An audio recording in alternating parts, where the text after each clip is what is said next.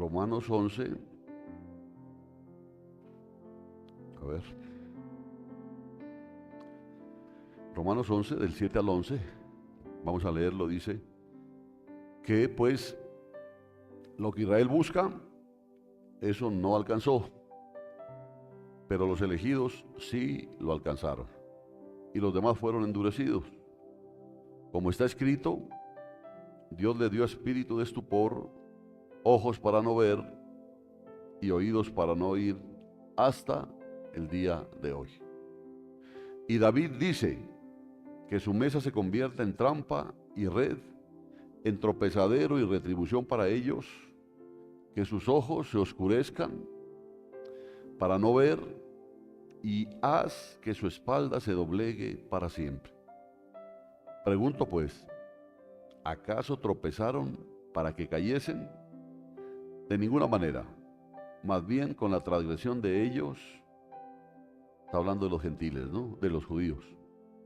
Más bien con la transgresión de ellos ha venido la salvación a los gentiles, para que ellos sean provocados a celos. Amén. El Señor añade bendición a su palabra. Puede tomar su asiento, hermanos. Qué buenas esas naranjas, hombre. Este pasaje trata sobre el endurecimiento de Israel y la elección soberana de Dios. Le voy a hacer un resumen, ¿no?, de lo que vimos el viernes. Espero que sea lo más rápido posible. Aunque Israel buscaba justicia y salvación, no alcanzó, porque tropezó con Cristo. Por eso lo llama la Biblia la piedra de tropiezo. ¿Ustedes se acuerdan por qué no alcanzó Israel la salvación? ¿Por qué? ¿Por qué? ¿Por qué? Porque la buscaron por la ley. ¿Sí se acuerda? La buscaron por la ley. Y entonces aparece Cristo, que aparentemente para ellos rompía la ley, y por eso no creyeron. Por eso ellos no creyeron, y se convirtió para ellos en piedra de tropiezo. Acuérdese, usted tiene que volver a escuchar los mensajes o revisar sus apuntes. Sin embargo, dice que un remanente fue salvo por la gracia y la elección divina. Entonces, si usted ya entiende esto, le va a dar más sentido al pasaje. Lo que Israel busca, eso no lo alcanzó, porque lo que Israel buscaba, que era lo mismo que buscamos todos, que es salvación, que es justicia, no lo alcanzó, pero los elegidos sí lo alcanzaron. Entonces ahí empezamos con algo importante, los elegidos, ¿cierto? Los elegidos, yo por eso le dije subraye, pero los elegidos sí lo alcanzaron. ¿Qué pasó con los demás? Fueron endurecidos. Y cuando dice fueron endurecidos, es que alguien los endureció, porque si no, como dijera, se endurecieron. Pero dice, fueron endurecidos. Un remanente fue salvo por la gracia y la elección divina, y esto muestra que la salvación no depende de las obras humanas, sino del llamado soberano de Dios. Qué impresionante esto. No depende de las obras, sino del llamado de Dios. Por eso son elegidos. ¿Qué significa este endurecimiento? El endurecimiento de corazón mencionado ahí en el versículo 7 es explicado con citas del Antiguo Testamento, ¿no? Lo vimos en Isaías 29, en Deuteronomio 29, en el Salmo 69. ¿Qué incluye ese endurecimiento? O sea, ¿cómo fueron ellos endurecidos? Y escuche bien, hermano, para que usted vea por dónde va el agua al molino. ¿Sí? Hay un endurecimiento, lo dice claramente la palabra, un endurecimiento. Pero la pregunta es, ¿qué incluye ese endurecimiento? Y usted se va a dar cuenta, dijimos que incluye el espíritu de estupor. ¿Qué era el espíritu de estupor? Era para resumirlo, era una insensibilidad espiritual que impide ver, discernir la verdad de Dios. Esto es grave. Esto es grave. Y ojo, vamos a ver, hasta lo que alcancemos a ver hoy, que suena un poco injusto, que como que Dios endurezca, ¿cierto? Pero ese endurecimiento, primero que todo, está bajo la soberanía de Dios. Él dice que Él tendrá misericordia del que quiera tener misericordia. O sea, Dios es Dios. Pero tiene otro componente, el endurecimiento, que es el componente humano, que habla de nuestra actitud. O sea, Dios no endurece por endurecer. Yo siempre pensaba cuando hablamos de la red barredera, ¿por qué un pez que es recogido por esa misma red y llevado a la playa, por qué lo toma el pescador y lo desecha? Algo tiene que haber en ese pez. Algo que debe tener ese pez que no le gustó al pescador. Porque no es cuestión de coger y echarlo por echarlo. Algo debe tener, alguna cosa. Es soberanía del pescador decir, este no. Hombre, pero sí se puede servir. No, no quiero este. Y es desechado. Pero es desechado tanto por la soberanía del pescador como por algo que hay en el pez. ¿Sí? ¿Y qué incluye también ese endurecimiento? No solamente ese espíritu de estupor, que es insensibilidad espiritual a la verdad de Dios, incluye también ceguera y sordera espiritual. Claramente dice la palabra que el hombre natural no puede entender la palabra, no puede discernirla porque es natural. Y la palabra, como es espiritual, la entienden solo los espirituales. Entonces, incluye ceguera y sordera espiritual, aunque físicamente veían y oían, eran incapaces de percibir la verdad espiritual y respondían con indiferencia o con rechazo. No estoy de acuerdo, no creo, tampoco es para tanto, es exagerado, hay muchas formas de entenderlo, etcétera, etcétera, etcétera. Porque no hay muchas formas de entenderlo, hay una sola forma de entenderla y una sola verdad. Entonces hablamos del espíritu de estupor, un espíritu de letargo, como dicen otras versiones, refleja un estado de pasividad, de apatía y de resistencia a la obra de Dios. Afecta las facultades intelectuales, afecta las facultades emocionales, provocando una falta de respuesta a la verdad divina. Entonces son personas que no son ni agua ni pescado, ni 8 ni 80, ni chicha ni limonada. ¿Cierto? Intrascendentales. Y generalmente están en las iglesias, pues cuando ya, sino que eso llega a un punto en que ya no las vemos más. Es como un sueño profundo que insensibiliza a las personas hacia una realidad espiritual. En buena hora, como yo le hablaba a un hermano el domingo pasado, es un espíritu de letargo, no es espíritu de muerte. O sea, hay un adormecimiento, lo que significa que se puede recuperar de ese adormecimiento. ¿Sí? Si un hermano se duerme, tenemos la posibilidad de despertarlo. Pero si se muere, ya nos toca enterrarlo.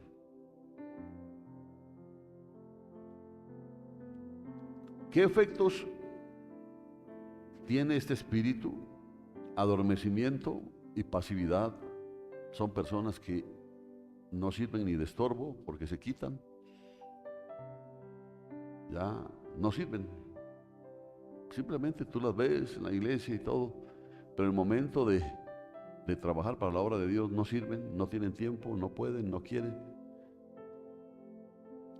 Es un adormecimiento de pasividad, falta de acción espiritual. Y tienen somnolencia espiritual, falta de energía y vigor para buscar a Dios. Qué pereza orar, qué pereza ir a un culto, qué pereza ir a un discipulado, qué pereza leer la palabra, ¿no? Además tienen apatía y enfriamiento espiritual. Es un alejamiento de la obediencia y el amor hacia la verdad. Ya no les interesa mucho. Entonces vienen a la iglesia a chatear, a dormir, simplemente a encontrarse con los panas. Y eso es todo. Causas. ¿Qué causa ese espíritu? Ahí es donde está lo que yo les decía del pez, ¿no? Porque ese es lo tremendo. ¿Por qué el pescador, este pez, lo desecha? Es la soberanía, la voluntad de él desecharlo. Pero ¿por qué lo desecha? Entonces, causa el espíritu de estupor la resistencia persistente a la verdad. Búsquele siempre usted un tapato, búsquele usted Siona, que se habla, búsquele usted la manera de criticar cualquier cosa que se hace o se diga. Porque está bien tener un concepto, ya. Por lo menos yo cuando tenía alguna duda, yo no tenía ningún problema en llegar primero e ir a aclarar la duda, ¿no es cierto? Pero cuando lo que se dedica es como a criticar, como que, ay, que no, esto no es así, más bien es así, no, eso no está bien, lo bueno sería hacer esto. Las personas que rechazan la palabra de Dios se vuelven insensibles espiritualmente. Sí, oye, ¿no? Se vuelven insensibles espiritualmente. Y el otro asunto es que en lugar de buscar la verdad de Dios, empiezan a hacer caso a mandamientos de hombres. Qué delicado, ¿cierto? Entonces ya no es lo que Dios está diciéndolo, sino que lo que alguien te dice. No, es que no es así, las cosas así. Entonces empieza a hacer caso a mandamientos de hombres, se aferran a tradiciones humanas, ¿y qué es lo que pasa? Endurecen sus corazones, como lo dice Isaías 29. Ahora el problema es que Dios no revela sus verdades a quienes rechazan la verdad. No lo hace. Jesús mismo usó parábolas para esconder la revelación de quienes no buscaban la verdad. Porque muchos de los que seguían a Jesús no buscaban la verdad. Muchos de los que seguían a Jesús lo buscaban simplemente para criticarlo. Y ya sabemos que muchos lo buscaban hasta para matarlo. Entonces él dijo, yo no les voy a hablar claramente, yo voy a hablar en parábolas. A ustedes les voy a hablar claramente, dijo. Pero a ellos les voy a hablar en parábolas para que oyendo no oigan y viendo no vean. No vaya a ser que crean y lo salve. ¿Cierto? Qué tremendo esto. Entonces solo los amigos de Dios, aquellos que guardan sus mandamientos, aquellos que aman la verdad, reciben mayor manifestación y revelación de su voluntad. ¿Cuándo ocurrió este endurecimiento? El endurecimiento no es un evento reciente. Podemos verlo desde los tiempos de Moisés, continúa en los tiempos de Pablo y hasta ahora. Hasta ahora. Este endurecimiento persistirá, como lo dice Romanos 11, hasta que haya entrado la plenitud de los gentiles. Porque los gentiles tuvimos oportunidad por el desgajamiento de las ramas naturales del olivo, que era el pueblo de Israel que no creyó. Entonces los desgaja y ahí somos puestos nosotros. Hasta que haya entrado el último, o sea, hasta que haya sido injertado el último de los gentiles, hasta ahí va a persistir, como lo dice, ¿no es cierto? Lo que implica que Dios lo controla y lo levantará a su tiempo. Dios controla ese espíritu de endurecimiento. ¿Y cuándo lo quitará? Cuando Él vea que ya es hora de quitarlo. ¿Cómo evitar ese espíritu? Hay que buscar a Dios con un espíritu contrito, con un espíritu humilde. Hay que buscarlo a Dios. La palabra, entre más la conozcas, te tiene que hacer más humilde, más pequeño, más necesitado. Debes permanecer en su palabra y obedecerla con sinceridad. Y debes amar la verdad, rechazar las tradiciones humanas que desvían los propósitos de Dios. Entonces pudimos ver nosotros en el mensaje pasado que Dios obra soberanamente. Dios obra soberanamente. O sea, Él es Dios. Él obra como Él quiere obrar. Dios obra soberanamente para cumplir sus propósitos, pero también nos invita a examinar nuestro corazón para mantenernos sensibles a su verdad y evitar la insensibilidad espiritual. Ahí llegamos. ¿Sí se acuerda usted o no? Más o menos, ¿no?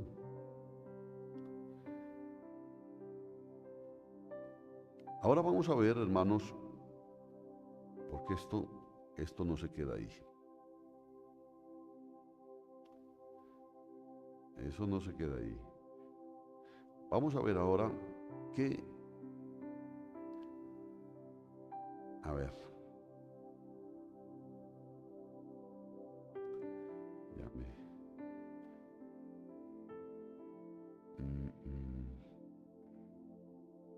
por acá. ¿Cuál es la causa? ¿Cuál es la causa de ese endurecimiento? Versículo 7 de Romanos 11. Sí tiene usted Romanos ahí abierto, ¿no?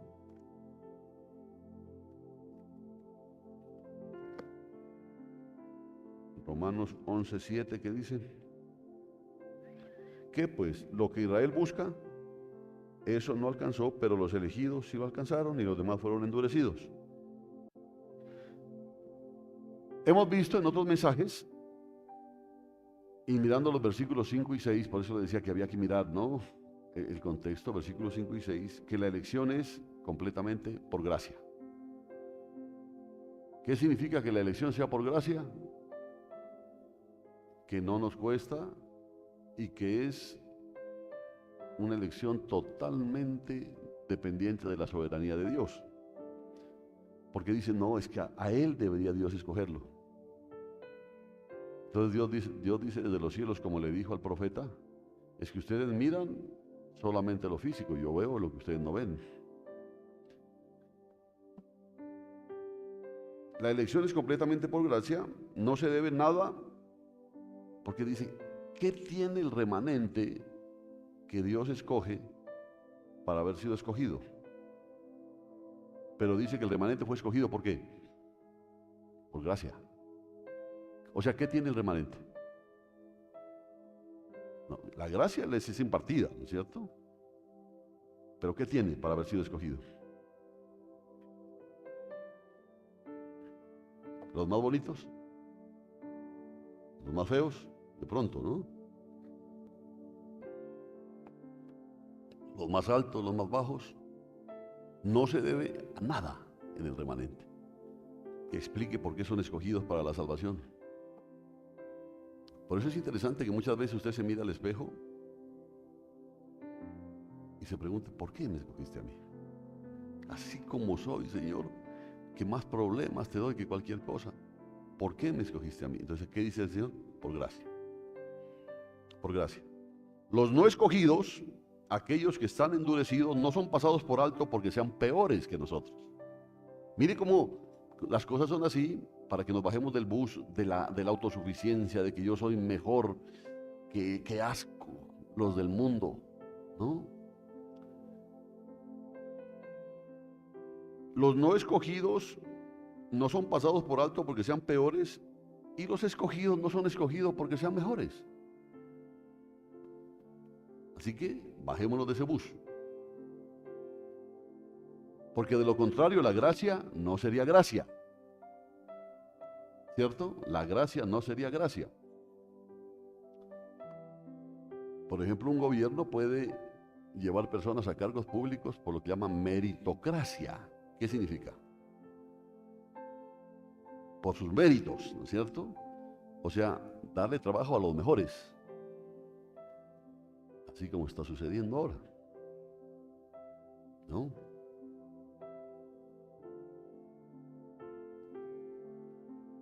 Así que yo no fui rescatado de mi incredulidad porque sea mejor que cualquier judío o cualquier gentil. Si crees que lo fuiste, estás anulando la gracia de Dios. Nosotros fuimos rescatados de la incredulidad por la gracia soberana de Dios. ¿Qué vio en mí? No lo sé. Si a mí me pregunta, nada, Señor, ¿qué pudiste haber visto en mí? Nada. Nada.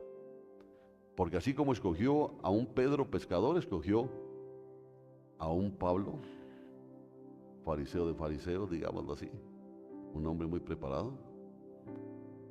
Ay, no, Señor, debiste haber escogido todos con títulos. Si fuera así, ya no sería gracia, dice Dios. Y en vista de eso, ¿cómo podemos describir nosotros la causa del endurecimiento? Esta es la parte, para mí por lo menos, quizás sea un poco complicado de explicarla. Porque si yo le estoy diciendo que el ser endurecidos o no ser endurecidos no depende por algo que se haya hecho o que no se haya hecho, entonces ¿por qué causa endurece a algunos? ¿Cierto? Valdría la pena preguntarse, ¿por qué endurece a algunos? ¿Cómo describiremos esa causa del endurecimiento? Y hay dos maneras de describirlo, yo se lo adelanté un poquito. Una para enfatizar la soberanía y la libertad de Dios. Que Dios tranquilamente puede decir, yo lo quiero así. Pero señores, está muy feo, no escojas a este, yo quiero escogerlo a ese. Escoge a ese que está más bonito. No, yo no quiero escoger a ese, yo quiero escoger a este. La libertad de Dios, la soberanía de Dios. Y la otra es para enfatizar la culpa y responsabilidad del hombre.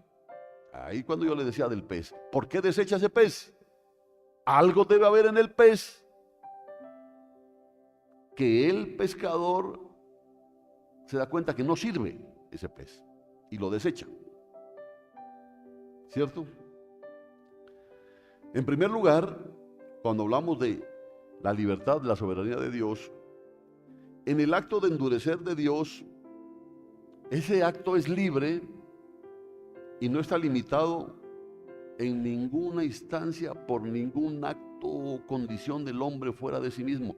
Por eso le dije, a Dios no lo podemos sobornar, no, no.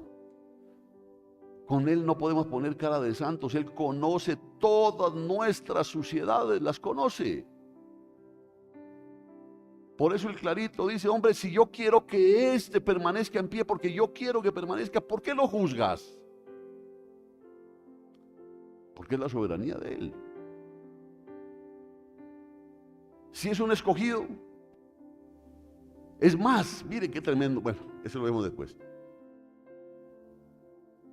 En el acto de endurecer de Dios, Dios es libre, no está limitado por ningún acto, por ninguna condición del hombre fuera de sí mismo. Entonces podemos ver en Romanos 9, sobre este mismo tema, que la gloria de Dios depende de su libertad, de no depender nunca en ninguna instancia de la voluntad del hombre para las decisiones que toma. O sea, la decisión que toma Dios es una decisión que toma Dios y no es que diga, vaya a ceder porque alguien va a decirle, no, no, cambia de decisión. No, Él toma las decisiones y en última instancia cumple su voluntad. ¿Sí entienden, no es cierto eso? Así que Pablo cita a Dios en Romanos 9:15, dice, porque dice a Moisés, tendré misericordia de quien tenga misericordia y me compadeceré de quien me compadezca, dice. Ay, no, Señor, pero no, pero vea ese pobrecito, vea esa cara. Yo tendré misericordia de quien tenga misericordia y me compadeceré de quien me compadezca. Y concluye ahí en Romanos 9:16, por lo tanto no depende del que quiere ni del que corre, sino de Dios quien tiene misericordia. ¿Se da cuenta, no? Y dice el versículo 18 de Romanos 9, de manera que de quien quiere tiene misericordia. ¿Y qué dice? Romanos 9:18. A quien quiere que endurece. A quien quiere endurece. ¿Cuántos dicen amén? Levante su mano. y diga, enduréceme, Señor. Bueno, ¿no?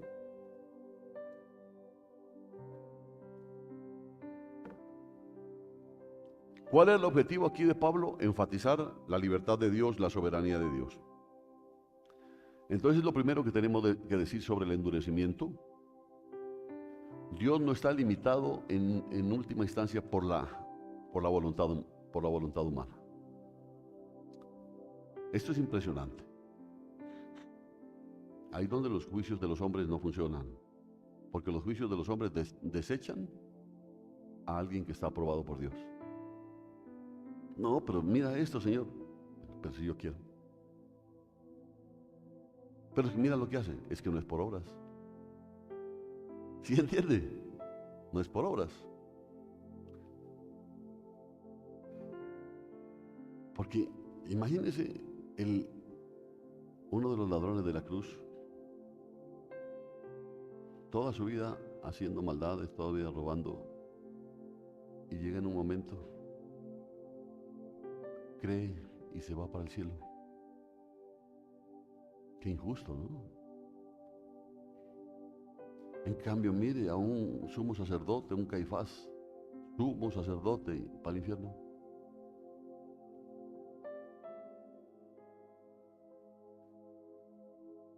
Esa es la primera manera, la soberanía de Dios, ¿no? La soberanía de Dios. Porque era ¿qué causa? La pregunta era, ¿cuál es la causa de este endurecimiento? Primero que todo, que Dios endurece al que quiere endurecer. Pero hay otra causa de describir ese endurecimiento, y es por una palabra que generalmente se la pasa por alto, que está ahí en Romanos 11, versículo 9. Se lo voy a leer en la Nueva Traducción Viviente que da más claridad. Dice, bueno, los que quieran, por ejemplo, que haya en la librería la Nueva Traducción Viviente, la piden, ¿no? A mí me gusta mucho, me ayuda mucho en mi estudio. La pueden pedir allá y se las traerá a domicilio sin costo. Romanos 11:9 dice, también David dijo que su mesa de abundancia se convierte en una red. Oiga, que su mesa de abundancia se convierta en una red. ¿Qué significa? Como todo les está yendo bien, entonces se sienten muy bendecidos, no les falta nada, no como esos pobretones. En cambio, yo estoy bien. Vea, yo no voy ni al culto y sin embargo, vea cómo estoy. Oiga, por eso dice aquí, que su mesa de abundancia se convierta en una red, en una trampa que los lleve a pensar que todo está bien. Más claro para dónde, ¿no es cierto? Y luego dice que sus bendiciones los hagan tropezar y que reciban su merecido.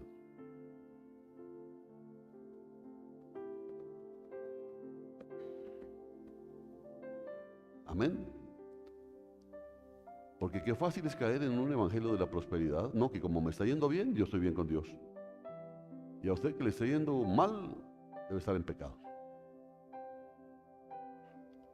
¿Y no será que de pronto esa prosperidad se ha convertido más bien en una red? ¿En una trampa? Por eso la palabra causa implica, óigalo bien, ¿qué causa el endurecimiento? Dijimos primero la soberanía de Dios. La soberanía de Dios, dijimos, ¿no? La libertad de Dios de decir este sí y este no.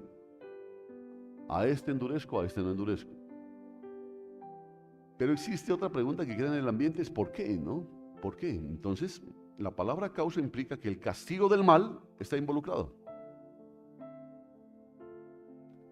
El castigo del mal está involucrado en algún punto del camino en el endurecimiento. O sea que hay una parte que le compete al hombre para haber sido endurecido. Porque no es, ya le digo, en un comienzo podía pensar la injusticia. No, pues ¿cómo? Qué injusto que el Señor arbitrariamente, dicen, ¿no? Que Dios arbitrariamente diga usted sí y usted no. ¿Pero por qué, Señor? Yo soy Dios. Respete. Pero Dios no es así. O sea, existe la soberanía de Dios, total. Si Él quiere coger a este mundo y hacerlo así, puede hacerlo. Si quiere guardarlo todavía, tiene toda la libertad, toda la autoridad para hacerlo. Entonces, la palabra causa, o sea, ¿qué causa, no? Dijimos que la causa del endurecimiento, primero que todo, es la soberanía de Dios. Es Dios el que endurece. Oiga bien, Dios es el que endurece.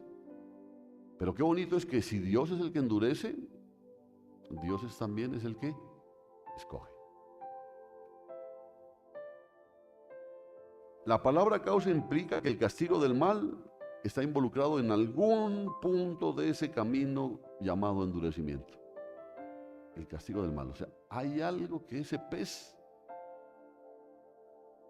tiene que hace que Dios diga no, el pescador, ¿no? Que hace que el pescador diga no, este no.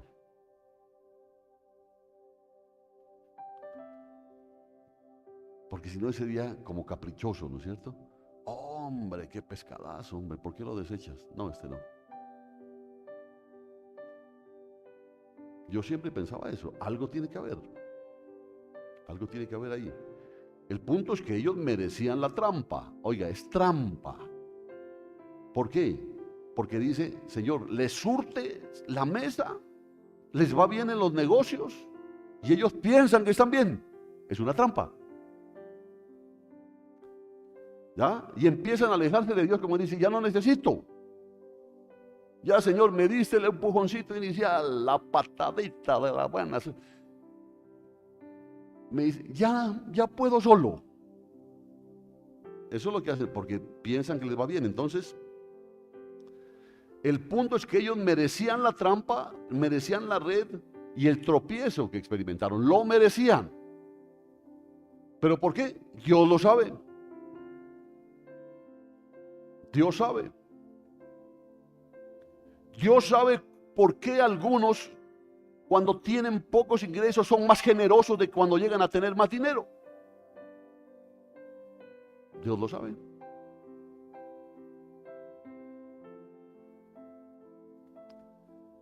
Lo que significa que realmente debemos considerar la verdadera culpa y la verdadera responsabilidad.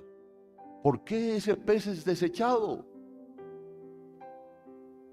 No es el capricho del pescador. Hay algo que el pescador sabe de ese pez que no le gusta y no sirve. Y entonces los que quedan acá, ¿qué son? Escogidos. Son escogidos. Sigue cumpliéndose la palabra. Son escogidos. Lo vemos ahí en Romanos 11. Romanos 11:20, si quiere búsquelo. ¿Lo tiene? Mire cómo Pablo describe al no remanente. Porque el remanente son los escogidos, ¿no es cierto? Mire cómo Pablo describe al no remanente. Lo describe de esta manera, dice, es cierto, pero recuerda, dice, estas ramas fueron arrancadas, ¿por qué? Porque no creyeron en Cristo. Y tú estás allí, ¿por qué? Porque si crees, mire qué interesante. Estas ramas fueron desgajadas porque estas no creyeron. En cambio, tú estás ahí, ¿por qué? Porque creíste. Así que no te consideres tan importante, dice, ¿no? No, es que Dios, no te consideres tan importante, más bien teme lo que podría suceder. ¿Qué podría suceder? Si desgajó a las ramas, quedan las ramas naturales. Tú que eres un injerto, un acebuche, como dicen las versiones antiguas, ¿no? Tú que eres un injerto, ¿crees que no te va a poder desgajar también? Pero da la opción, mire. Más bien teme. Y cuando dice más bien teme, está diciendo, también depende de ti. ¿Sí? También depende de ti. Aquí enfatiza la responsabilidad humana. Porque entonces la gente puede decir, no, pues si yo ya soy escogido por Dios, así haga lo que se me dé la gana, ya estoy. Ahí te dice el Señor. Esas ramas fueron arrancadas porque no creyeron en Cristo. Pero si tú estás ahí, es porque crees. Así que no te consideres tan importante. Más bien teme lo que podría suceder. Que si no te mantienes creyendo, puede ser también desgajado. O sea que hay una responsabilidad humana. Por eso el espíritu de adormecimiento viene a quienes, a los que continuamente rechazan la verdad. Continuamente rechazan la verdad. Así que esto es lo que creemos, esto es lo que vemos en la Biblia. Dios es soberano, pero Dios es soberano, pero el hombre también es un agente moral responsable. Porque Dios no va a escoger a uno que se mantiene criminal hasta el último día. ¿Por qué llevó al ladrón en la cruz? Porque se arrepintió. Miren la diferencia que había en el bautismo de Juan. El bautismo de Juan era para arrepentimiento. Porque ese es el paso previo a la conversión. Arrepentimiento. Hermanos, si no hay arrepentimiento, no hay conversión, no hay conversión. No hay conversión. Si no hay arrepentimiento, no estás en nada. Por eso ya luego el bautismo en Jesús ya no fue, el bautismo de Jesús fue en el nombre del Padre, del Hijo y del Espíritu Santo. Ya tenía otra función. Porque se supone que ya había pasado el primer paso, que era el arrepentimiento.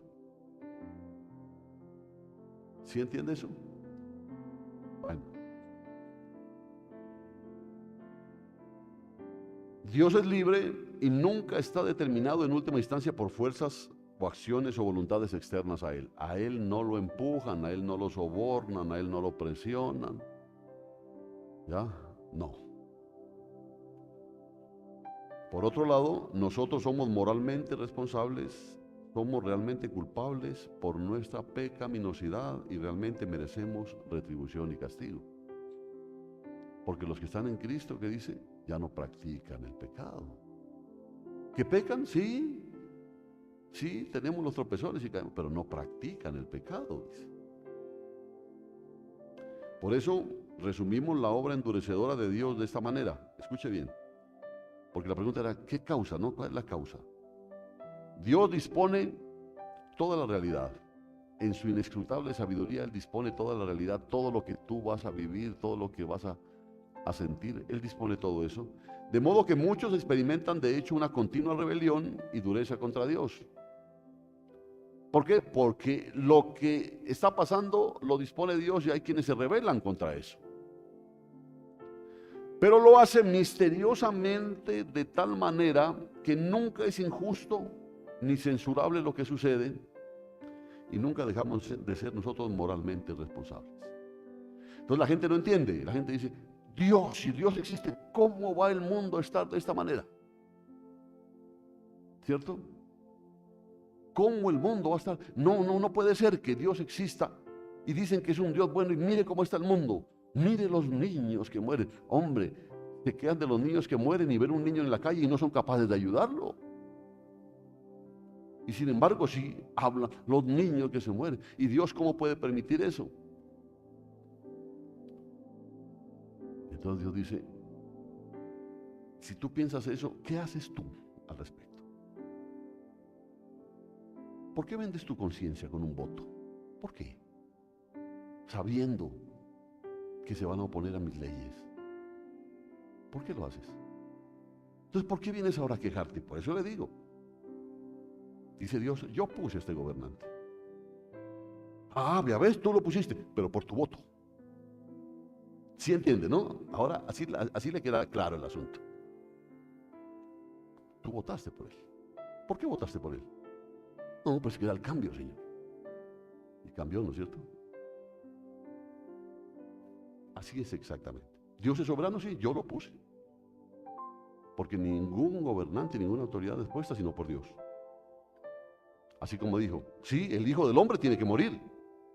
Tiene que ser entregado y tiene que morir. Dios lo había decidido, estaba ya establecido desde antes. Pero hay de aquel por el cual el Hijo del Hombre es entregado.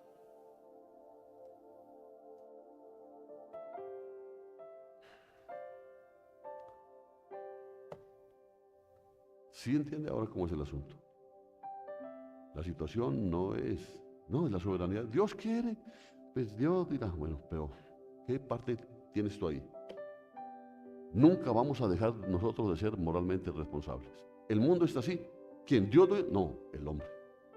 El hombre corrompió este mundo. El hombre lo hizo. El hombre lo hizo. Tú ves a alguien robando y ¿qué es lo que haces? No, yo no me meto, yo no me meto. El hombre es moralmente responsable. ¿Sí se dan cuenta cómo es de serio? Es que cómo roban. Y tú pasas sobornos. Eres moralmente responsable.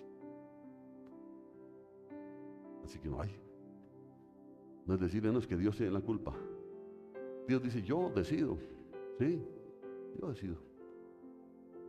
Pero tú tienes una parte en esto. Cuando nos atrae hacia Él, nos abre los ojos para que creamos en Él, para que confiemos en Él, para que lo amemos, para que lo valoremos, no se debe a nada que esté en nosotros. Eso es gracia. ¿Sí? Eso es gracia. Y deberíamos ser las personas más humildes, más pacientes, más amables, más amorosas, más tiernas, más perdonadoras y más valientes de la tierra. ¿Por qué? Porque Dios nos ha hecho suyos por la gracia, no por nada que haya visto en nosotros. Y sin embargo nosotros, no, hacerme esto a mí. No.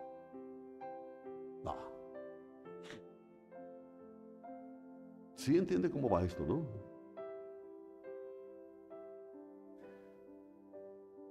Dios nos hizo suyos, fue la gracia, solo la gracia la que lo hizo, y cuando pasa por alto a otros, oiga bien, cuando esa gracia pasa por alto a otros y los deja volverse duros, rebeldes e incrédulos, no les hace ninguna injusticia, son tan merecedores de juicio como ellos. Y es pura gracia inmerecida que estemos justificados en la fe. Qué tremendo esto. Ay, hermanos, que Dios nos conceda hacer firme nuestra vocación, nuestra elección, porque la idea es esta. ¿Qué decidiste tú? No, mi Cristo, bien, mantente firme ahí. Mantente firme. Vas a encontrar muchos obstáculos en este caminar. Mantente firme. Que te va a venir el diablo a hablar al oído, a decirte cantidad de basuras, a indisponerte. Mantente firme. Mire,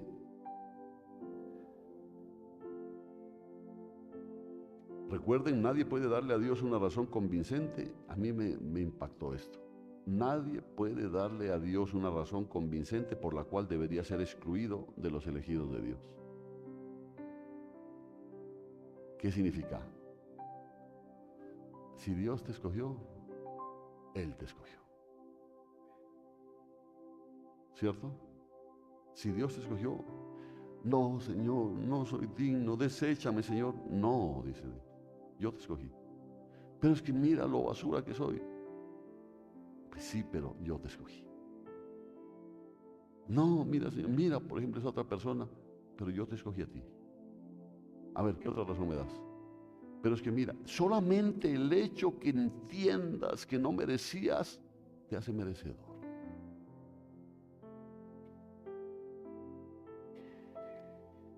Porque hay algunos que sienten que sí, que ellos son los que deberían estar.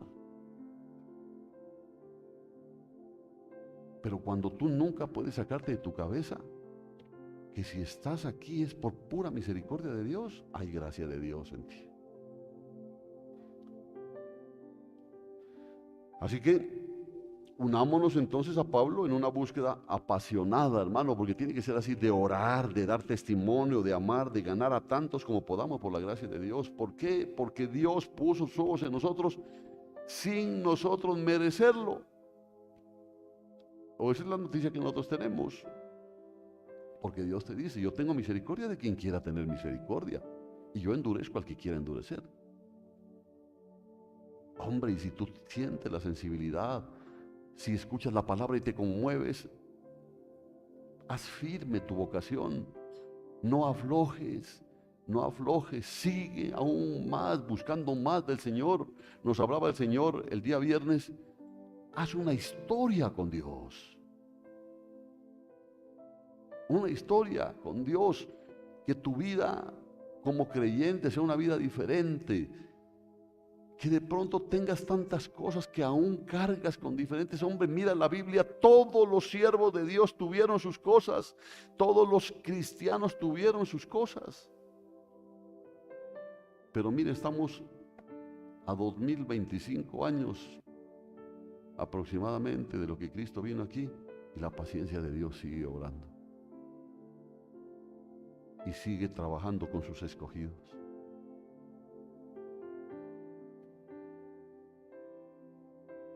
Mira que ese espíritu de estupor, al menos en 3 ocasiones la Biblia registra que Dios envió a la tierra, o enviará. Yo pienso que está, ¿no? Ese espíritu que es embotamiento e insensibilidad para no creerle a Dios. La paciencia de Dios se agota hasta el punto que desde su trono viene la decisión de, permítame que utilice ese término, de atontar al hombre. ¿Sí? Para que no crea en la verdad. Y en uno de estos 3 casos va aún más allá. Póngale cuidado a esto. Le voy a hablar rápidamente de las 3 ocasiones que la Biblia registra. La primera ocurre en días de Isaías, cuando Dios llama al profeta al ministerio, cuando el Señor le muestra su gloria e Isaías se ofrece para ser enviado. El Señor le dice, Isaías 6 le dice, ve y di a este pueblo, oíd bien, pero no entendáis, y mirad bien, pero no comprendáis. Haz insensible el corazón de este pueblo, ensordece sus oídos y ciega sus ojos, no sea que vea con sus ojos y oiga con sus oídos y entienda con su corazón y se vuelva a mí y yo lo sane. Isaías es enviado a un pueblo que no va a entender, pero es enviado. ¿Sí entiendes? Y es enviado. Ni oirá, ni verá, ni se convertirá como consecuencia de la predicación. Y esto por decisión de Dios le dice a Isaías, vaya y diga a ese pueblo, oíd bien. Entonces el otro paran la oreja, pero no entienden. ¡Qué tremendo! Dios había decidido ya eso. Ay, pero qué malo. No le diga malo a Dios. Él es soberano y Él sabe por qué. Es tiempo, era un tiempo de espera que Dios le había dado al pueblo. Y escuche esto, se lo manda a decir el Señor. Con respecto a este mensaje y a este tema, es un tiempo de espera que Dios le ha dado a este pueblo. Esa es misericordia de Dios. Pero como es un tiempo que Dios le da, llega un momento que ese tiempo se acaba. Acá se había terminado, el pueblo había hecho caso omiso a las advertencias que les había enviado con anticipación a través de los profetas. Porque Él ya les había mandado a decir, dejen, despiértense, hombre, ya dejen esa indolencia, dejen esa insensibilidad espiritual. Por eso es que se la pasan peleando entre ustedes, dormidos. Nos hablaba el Señor el viernes de la pereza espiritual.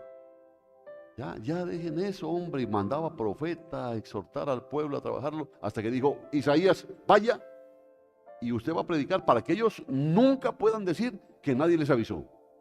Vayan y dígale esto, pero yo he hecho que ellos oigan, pero no entiendan.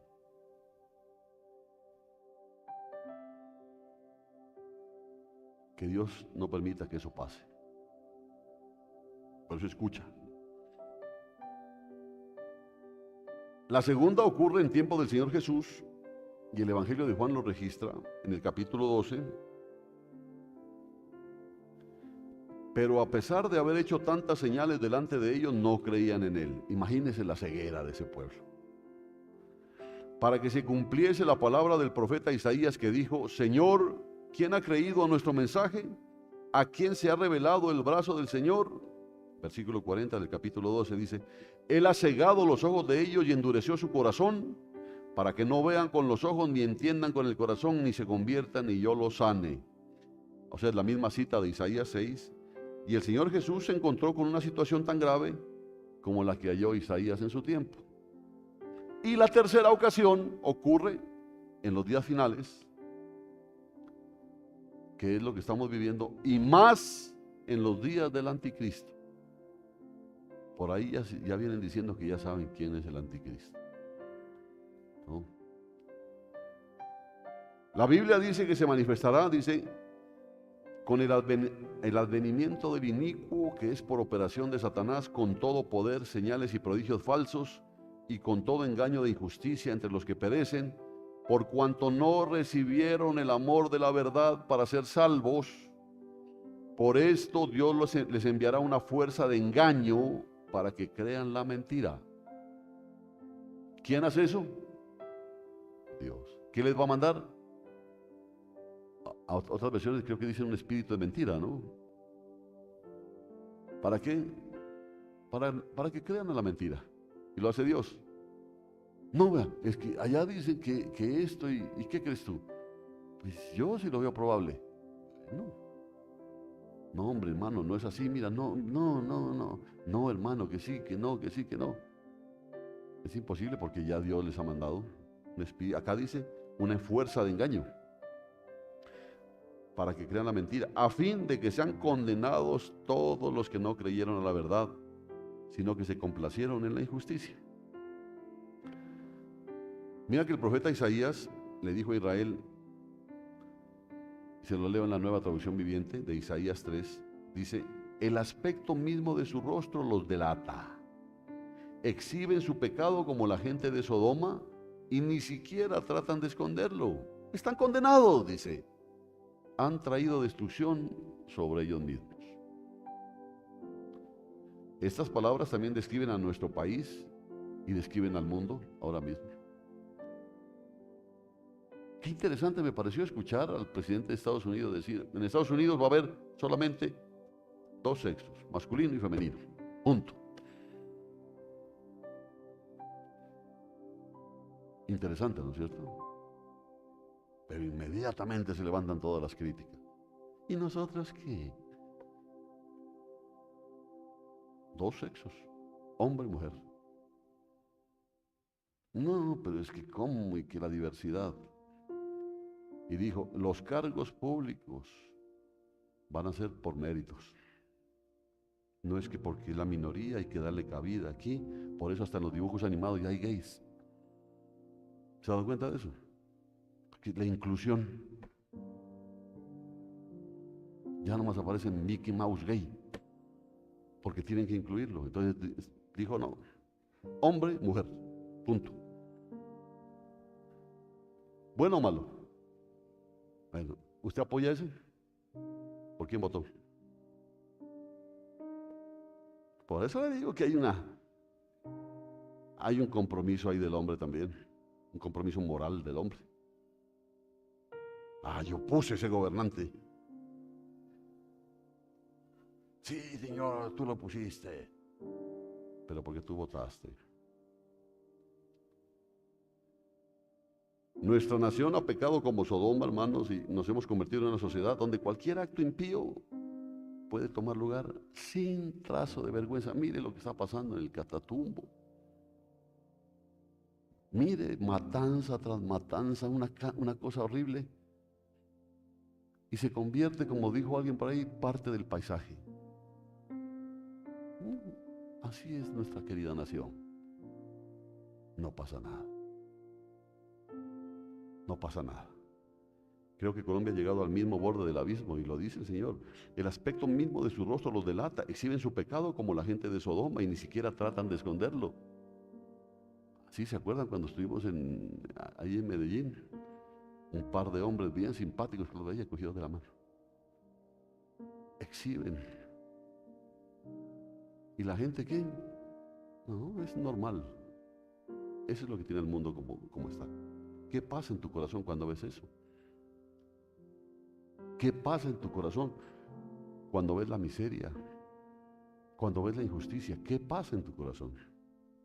Entonces, ¿cómo responderá el Señor a nuestra desvergüenza? Dice que cuando la maldad abundaba en Israel, Dios contestó. ¿Sabe cómo contesta Dios? Con ruina económica y depresión. Parece que la única forma con la que Dios consigue la atención de la gente es quitándole el sustento. Deje que un hermano se vaya porque le está yendo bien, que le corte Dios el chorro, ya lo tiene nuevamente aquí. Parece que es la única forma. Isaías 3:1, para que vea. ¿Sí lo tiene? ¿Qué dice? Porque he aquí que el Señor Jehová de los ejércitos, ¿qué pasa? Quitará de Jerusalén y de Judá la provisión y el sustento, toda provisión de pan y toda provisión de agua. Esto claramente significa desastre económico.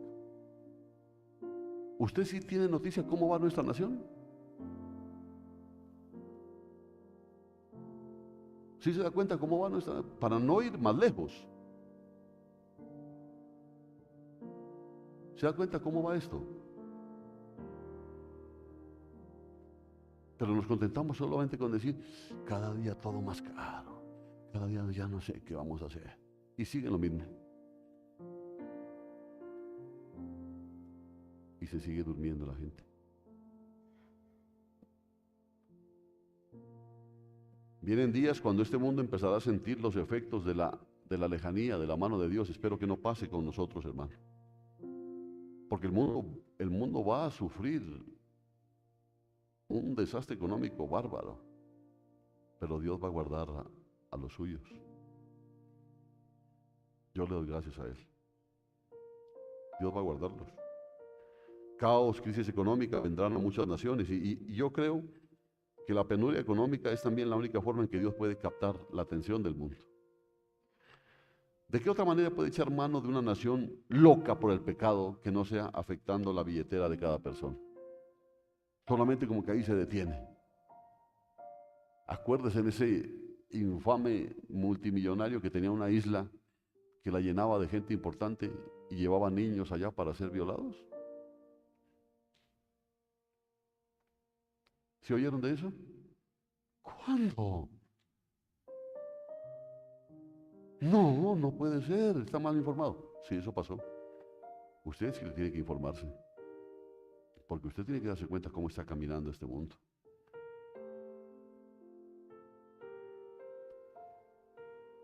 Él nos está diciendo, como le dijo a Israel, yo voy a molestar tu economía, vas a ver cómo yo corto tus años de prosperidad. ¿Por qué? Porque tu prosperidad se ha convertido en una trampa para ti. Que como te sientes bien económicamente, sientes que tú puedes juzgar, sientes que tú puedes decir, que tú puedes hacer lo que quieras, y estás equivocado, dice el Señor. Y es una forma de endurecer. Entonces Isaías describe una escena extraña, dice. Una escena que hay algunos hombres dicen, ay, a mí me gusta ese versículo, dicen, ¿no? Isaías 4:1. ¿Qué dice?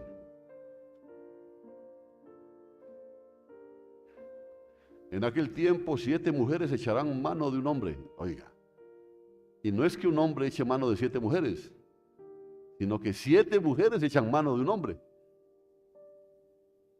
En aquel tiempo 7 mujeres echarán mano de un hombre y le dirán, nosotras comeremos nuestro propio pan y vestiremos nuestras propias ropas, solamente permite que seamos llamadas por tu nombre, quita nuestra afrenta.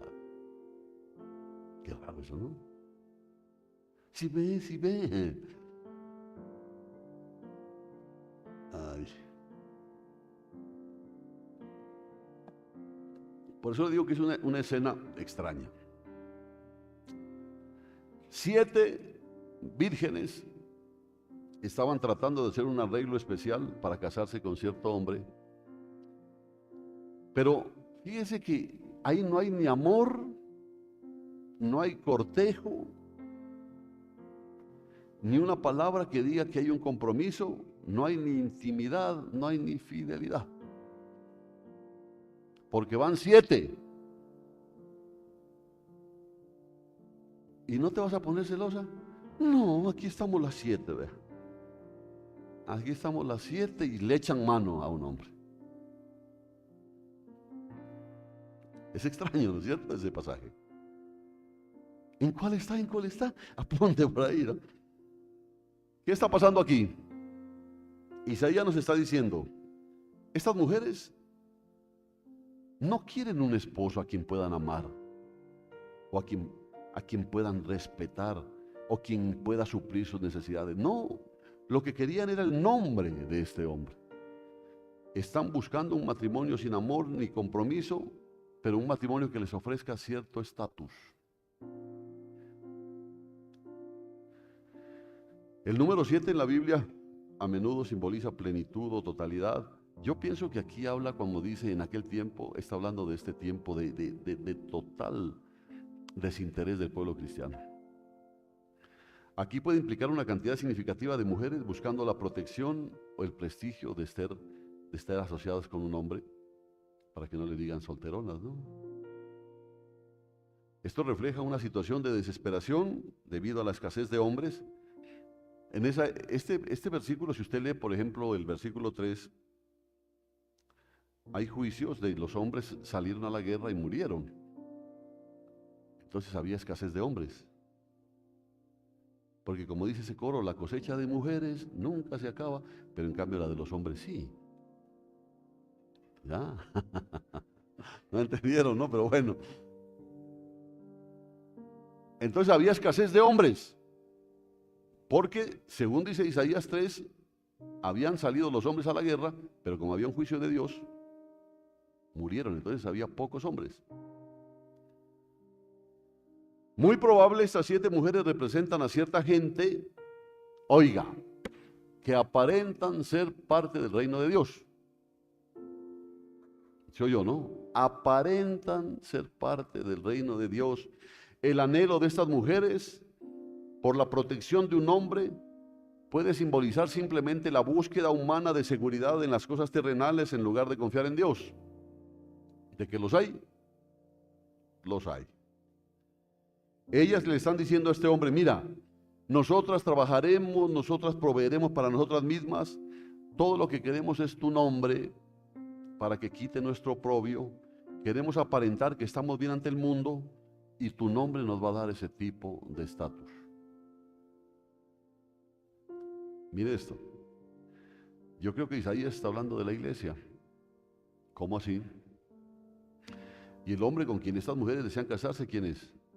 Jesús. Póngale cuidado a esto. El profeta ilustra algo muy importante aquí. Él está diciendo que en el tiempo de tumulto, de apostasía, presuntos creyentes tratarán de tener un matrimonio de conveniencia con Cristo. ¿Usted es cristiano? Sí. Pero pues no se le nota, pero yo soy cristiano. Yo asisto a tal parte. Mi pastor es fulano de tal. Hombre, pero por más de que le busco no le encuentro. Pero sí soy. Pero sí le gusta el traguito a usted, ¿no? Sí, es que uno, pues, es que la palabra es muy clara, dice, ¿no? Y mire la situación. Ellos son cristianos de nombre solamente. Querrán parecer espirituales, afirmando que son parte del reino de Dios, pero ellos van a tratar de hacer un trato con el Señor. Ellos van a decir, yo Señor te quiero, o se lo voy a plantear. Verá, Señor Jesús, pues a mí me gusta esta vida, sí es bonita, ¿no? Venir aquí de vez en cuando y sobre todo los chistes que usted echa de vez en cuando son buenos. Y pasamos aquí momentos así me encuentro aquí con los panas y las empanadas, ¿qué tal? Qué buena. ¿Cómo mejoraron las papas rellenas, hombre? ¿Sí? Pero, ¿sabe, Señor? Yo voy a seguir mi propio camino y hacer lo que yo quiera, pero yo voy a seguir asistiendo, Señor. Yo voy a seguir llamándome por tu nombre. Quiero ser visto y conocido como uno de los tuyos. Pero, ¿y por fuera? No, pues yo seguiré mi vida. Ese es exactamente esto. Tales personas no quieren ser vestidos por Cristo con ropas de justicia y rectitud, como le dice su palabra. Ellos no quieren intimidad con el Señor, no les gusta la intimidad con Él. Los cultos los soportan ya porque les toca mantener. Señor, permítenos, permítenos. Ya, no nos vistas, no nos sostengas. Nosotros nos mantenemos solitos. Mis negocios están bien, todo está bien. Pero Señor, no nos exijan más. Pero venir a un discipulado, Señor, no.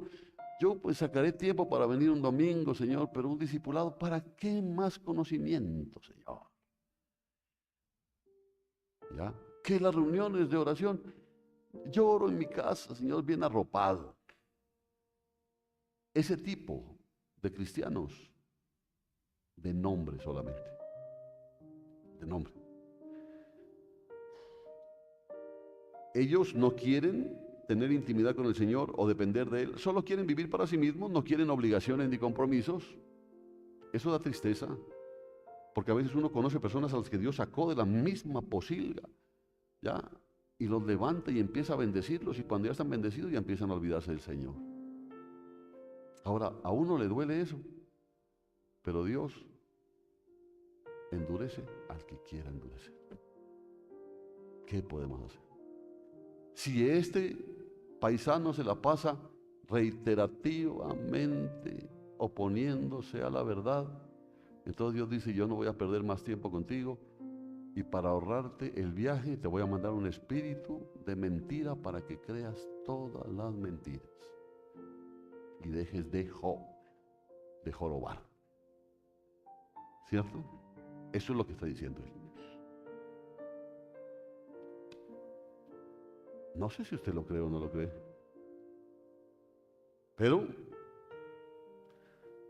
no quieren vivir para el Señor, quieren vivir para sí mismos, no quieren obligaciones, no quieren compromisos. Entonces, por su actitud, lo que le están diciendo al Señor es: déjame disfrutar de mi asociación contigo, entonces los demás me van a ver como bueno. La verdadera novia es justa y está comprometida y entregada a Cristo en su totalidad. La verdadera novia. Apocalipsis 19:8 dice: y a ella se le ha concedido que se vista de lino fino, resplandeciente y limpio, porque el lino fino es los actos justos de los santos. Los actos justos de los santos no son los actos que a usted le parecen buenos. Son los actos que Dios ha preparado para nosotros, para que nosotros en justicia nos movamos en ellos. Y la buena noticia es que el espíritu de estupor ya está en la iglesia. Ya. Estamos viendo el cumplimiento de la profecía de Isaías ahora mismo. Hombre, iglesias aquí en nuestro país y alrededor del mundo están llenas de millones de personas que asimismo se llaman cristianos, pero no tienen intimidad con Jesús, no tienen historia con Dios, no tienen intimidad. ¿Cuántos de ustedes tienen intimidad con Dios? Ahí está la respuesta también. Pero tienen sus negocios y me está yendo bien. Uy, qué bendición. Entonces ahí está lo que dice: su mesa abundante va a ser un lazo, va a ser una trampa, para que ellos piensen que estén bien, para que piensen que estén bien, que están bien.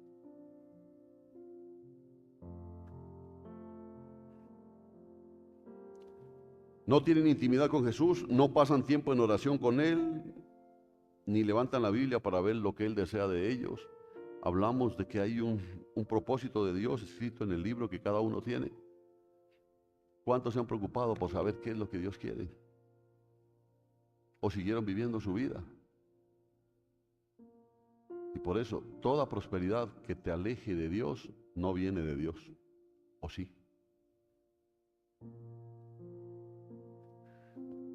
De pronto es una red, un lazo para alejarte.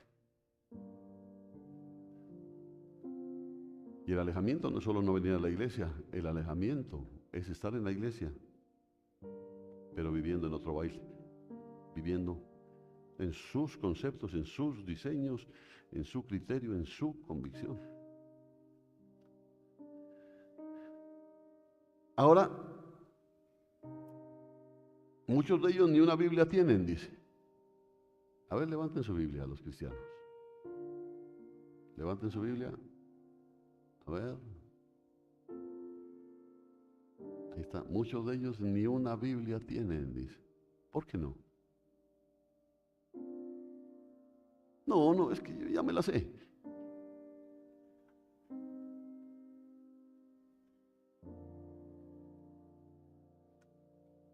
Otros dicen, yo la tengo en el celular. Para mí, yo nunca he podido reemplazar esto con tener la Biblia ahí y poder subrayarla. Nunca lo he podido reemplazar. Es mi concepto. Entonces tiene que decir usted, es mi problema. ¿No? Ay, ay, ay.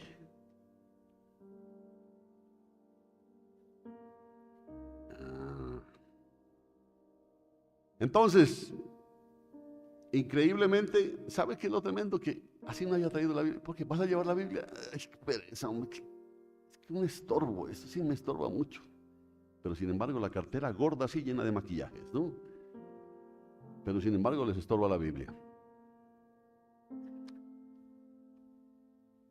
¿Sabe qué es lo increíble? Que Dios sigue soportando a esta gente, bendiciéndolos y prosperándolos. Sin embargo, ellos no pueden ni siquiera decir, gracias, Señor. ¿Qué quieres de mi vida? No. No. Más bien, si alguna vez se ofrecieron a servir, ahora dice, ¡qué bruto! No, qué bruto. Más bien me voy haciendo el disimulado y me voy desapareciendo. Sí. No creas que te estás desapareciendo. Dios te está desapareciendo. Dios te está alejando. Así que aquí nadie venga, yo me retiré. Nada, te retiró Dios, hombre. Te retiró. ¿Por qué yo veo algunos que pasan las duras y las maduras, las ochas y las panochas, como dicen? Y a veces los ve uno como mal, que vienen, pero al rato están aquí otra vez. Es porque Dios tiene un propósito. En cambio, no, yo ya llegué a entender que realmente por aquí no es mi ritmo y no, yo tengo un concepto diferente, para afuera. Me decidí retirarme. No, Señor, te retiraron. De alguna manera esta gente se ha sujetado al nombre de Cristo, pero ellos lo hicieron por sí mismos. Y Dios no tiene parte en ese arreglo. O sea, aquí aquellos a los cuales Dios va a llamar a estar con Él, aquí aquellos de los cuales Dios no se va a avergonzar, aquellos a los cuales Él va a abrir la puerta, Él los conoce. Y aquellos que están solamente por cumplir, Dios no hizo ningún arreglo con usted. Porque aquí en ese versículo dice que 7 mujeres van a buscar un hombre, pero no dicen que el hombre les dijo, bueno, vengan. Porque Dios les va a decir, no, yo no soy vividor para que me mantenga una mujer.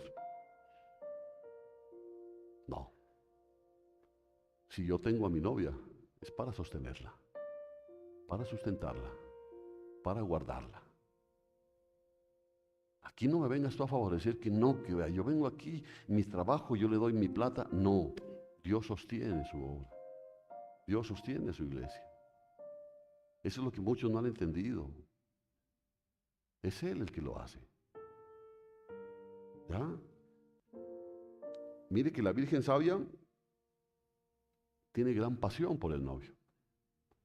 La Virgen sabia anhela un culto, anhela un discipulado, anhela un contacto, anhela la comunión, anhela escuchar lo que el amado quiere decirle, lo anhela. Ella constantemente ansía intimidad con él. Mi amado es mío y yo soy suya, dice. Entonces el clamor del verdadero cristiano es: Señor, no solo quiero tu nombre, yo te deseo a ti todo el tiempo. Yo no solamente quiero decir yo soy un cristiano, yo quiero ser un cristiano. Quiero serlo, quiero tener intimidad contigo, quiero tener una historia contigo. No quiero ser hipócrita. Si tengo problemas, si tengo dificultades, tú los conoces y tú me levantas, Señor. Porque yo entiendo que necesito de ti, no necesito nada más. Y que tú me bendigas con dinero, no lo hagas, Señor, es decisión tuya, Señor. Pero a quien necesito es a ti. Entonces, Señor, no solo quiero tu nombre, te deseo a ti en todo el tiempo, pienso en ti cada noche, mientras me acuesto, cuando me levanto, Señor, mi corazón va atrás de ti. ¿Cuántos pueden decir amén? Porque eso es. Entonces, Isaías 26 dice: ciertamente siguiendo el camino de tus juicios te hemos esperado, oh Jehová, tu nombre y tu memoria son el deseo de nuestra alma. Mi alma te espera en la noche mientras haya aliento en mí. Madrugaré a buscarte, porque cuando tus juicios se manifiestan en la tierra, los habitantes del mundo aprenden justicia. Pero los habitantes del mundo. Por eso cuando vengan las cosas difíciles, Dios va a humillar al mundo, pero va a encontrar a un pueblo que es de Él humillado, que es diferente. Que es diferente. Él va a encontrar un pueblo así. Si el verdadero creyente dice: en gran manera me gozaré en Jehová, mi alma se alegrará en mi Dios, porque Él me ha vestido con vestiduras de salvación y me ha cubierto con manto de justicia, como a novio me ha ataviado con una diadema y como a novia que se adorna con sus joyas. Por eso Isaías dijo en aquel tiempo: pronto los juicios justos del Señor serán evidentes a todos, mientras Él va a comenzar a cortar la prosperidad. Y como aquel tiempo o aquel día, como dice, ese día se aproxima, muchos van a afirmar estar casados con Cristo, ser cristianos, por el simple hecho de pertenecer a una iglesia o un ministerio, sin tener una verdadera comunión con Dios. Amén.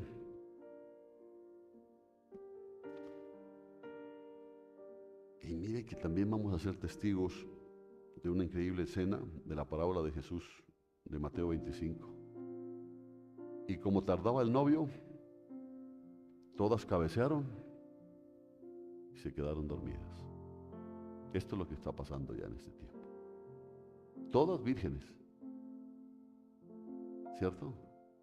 Pero de esas vírgenes hubo unas que dijeron: no queremos que nos mantengas ni que nos vistas. Nosotras mismas vamos a mantenernos, nosotras mismas vamos a sostenernos. Solamente danos tu nombre. Aquí estaban estas 10 vírgenes, y como tardaba el novio, todas cabecearon y se quedaron dormidas. Todas las vírgenes, tanto las sensatas como las insensatas, estaban dormidas. Cristo estaba describiendo una iglesia durmiente justo antes de su regreso, porque eso es lo que va a pasar.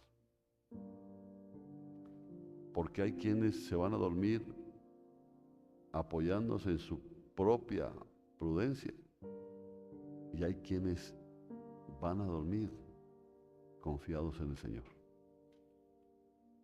Yo soy de esos. Bueno, si vas a dormir confiado en el Señor, espero que tu recipiente esté lleno de aceite.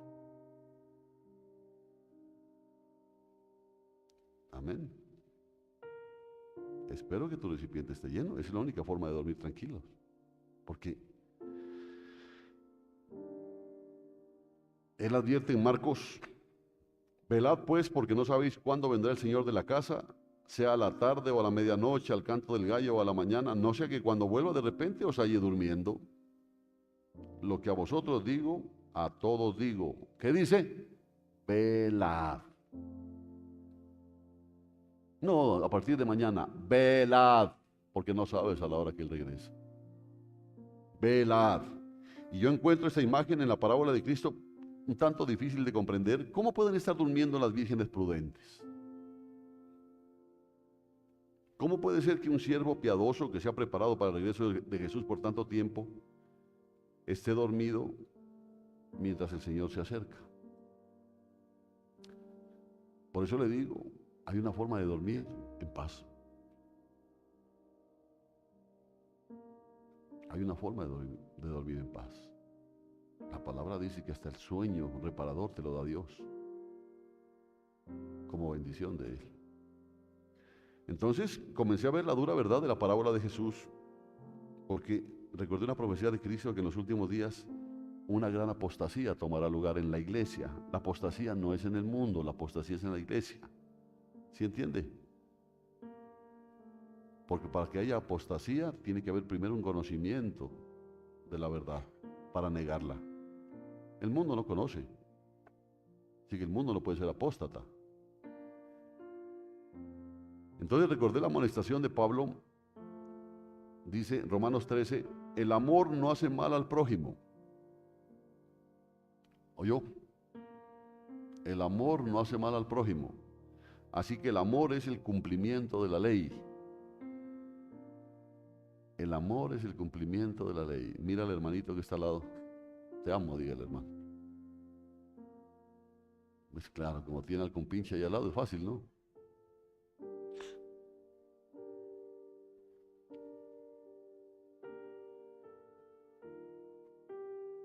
El amor no hace mal al prójimo, así que el amor es el cumplimiento de la ley. Y haced esto conociendo el tiempo, que ya es hora de despertaros del sueño, dice. Ya es hora. Ya es hora de despertaros del sueño. Porque ahora la salvación está más cercana de nosotros que cuando creímos. Claro. Para mí en particular está 37 años más cercana de cuando creí. Para usted, así tenga un año, está un año más cerca. Ay, qué bueno, Señor. Despertaros, dice. La advertencia de Pablo sugiere que justo antes del regreso de Jesús, un gran sueño caerá sobre muchos cristianos, hasta el punto que hasta los justos estarán en peligro de dormirse.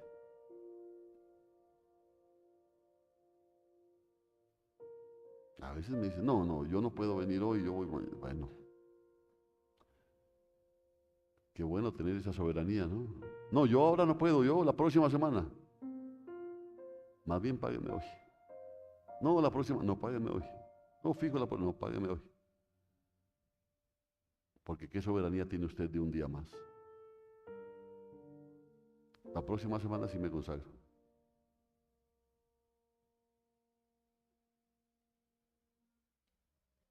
Y Pablo también advierte,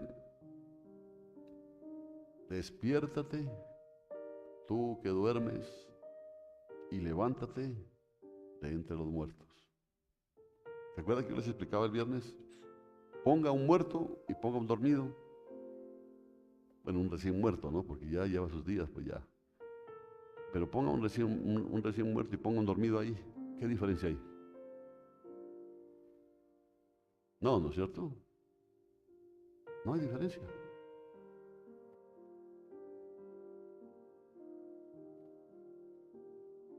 Así que muchos pueden estar sentados al lado de un muerto o de un dormido. Pero ¿cómo hace uno para saberlo? Que se pega un grito fuerte y el dormido se despierta. Y eso es lo que está haciendo Dios en este tiempo. Él está llamando a los suyos. Despiértate, tú que duermes. Y levántate de entre los muertos. Los muertos no se van a levantar. Los muertos están muertos. Y te alumbrará Cristo, esa es la promesa de Él. ¿Por qué te dormiste? Señor, es que me empezó a ir tan bien que yo ya no necesitaba de ti. ¿Y ahora qué? No necesito de ti, te está alumbrando Cristo. Pero despiértate, tú que duermes. A los muertos no les dice nada. A los muertos los va a levantar en el día final para juicio. Mirad pues con cuidado cómo os comportáis, dice, no como imprudentes, sino como prudentes, redimiendo el tiempo, porque los días son malos y son muy malos estos días.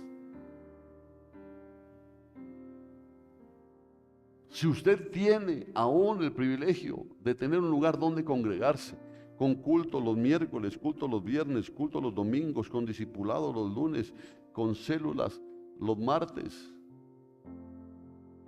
redima el tiempo y no falte a eso.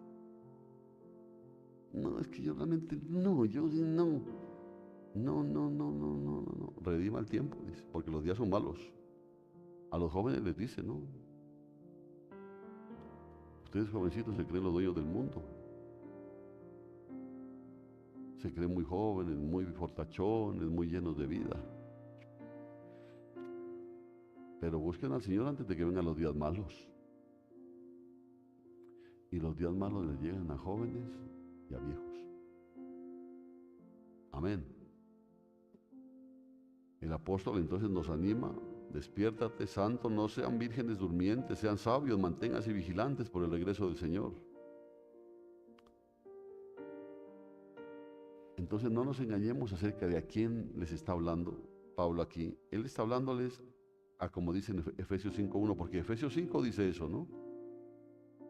Despiértate tú que duermes y levántate de entre los muertos y te alumbrará Cristo. ¿A quién le habla esto? ¿Qué dice Efesios 5:1?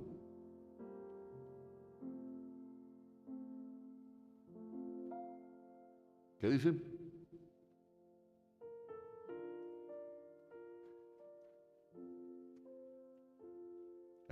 Eso, como hijos. O sea, que ¿a quién les está hablando?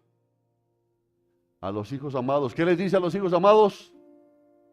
Despiértate tú que duermes, hijo amado, despiértate. Y si eres un hijo y estás solamente dormido, te vas a despertar. Y si te despiertas, te va a alumbrar Cristo, hijo amado, dice. Pero si no eres un hijo amado y no estás dormido, sino que estás muerto, no va a pasar absolutamente nada contigo. Él también dice ahí en Tesalonicenses: por tanto, no durmamos como los demás, sino vigilemos y seamos sobrios, porque los que duermen, de noche duermen, y los que se emborrachan, de noche se emborrachan. ¿Qué quiere decir con esto? Que los borrachos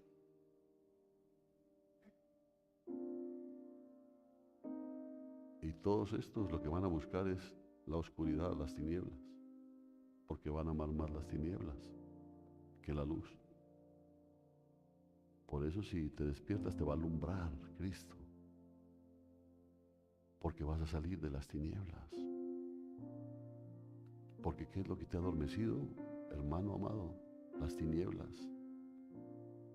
Permitiste que en tu corazón entre tal cantidad de cosas, que vives en resentimientos, vives en celos, en contiendas, vives sin perdonar, vives sin ser perdonado, vives con espíritus que te amenazan, vives con temor en tu corazón de malas noticias, vives. ¿Por qué tienes que vivir así? Si Dios cuida de ti. Lo voy a dejar ahí, porque no se acabó, hermano. Esto no se acaba, esto sí. Hay que darle hasta por debajo de la lengua. ¿Y sabe por qué? Porque algunos están durmiendo muy profundamente. Muy profundamente. Ya se va a dar cuenta usted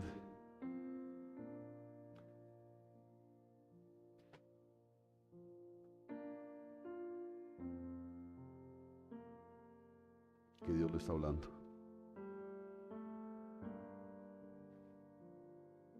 ¿Sí te está hablando el Señor o no?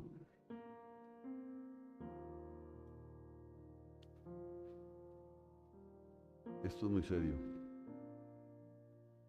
Permítame un momento nomás. Acuérdese que yo lo dije en el culto pasado, Dios no comparte su secreto con sus enemigos. ¿No sabéis que la amistad con el mundo es enemistad con Dios? Por tanto, cualquiera que quiere ser amigo del mundo, se constituye en ¿qué? Enemigo de Dios.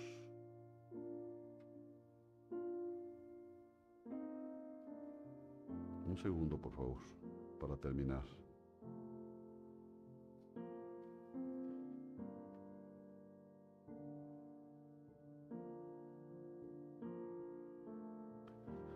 Un segundo. Bueno,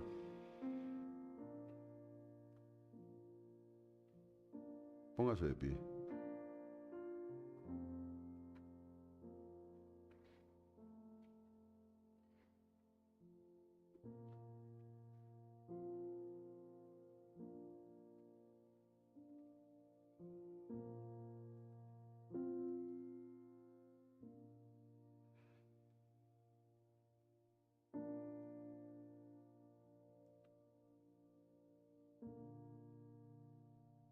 Miren,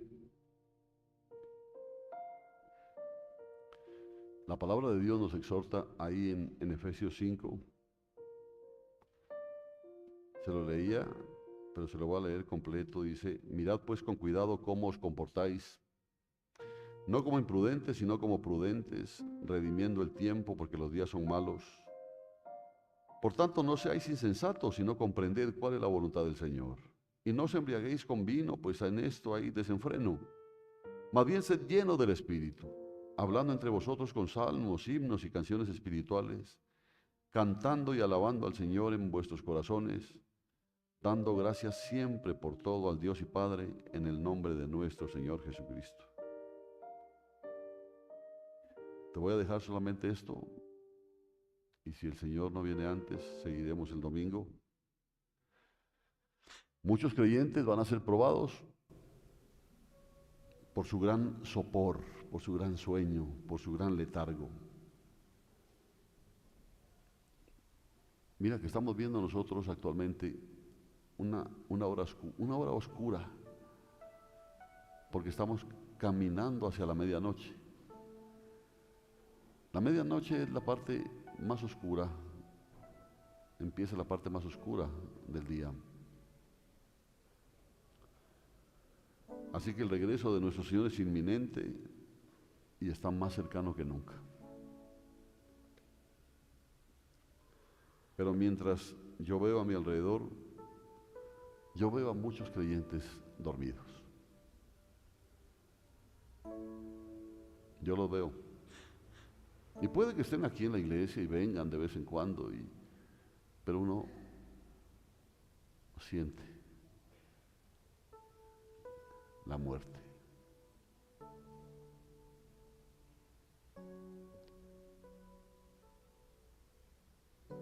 En este tiempo, y eso entristece mucho, el espíritu de sopor ha alcanzado ya a multitudes.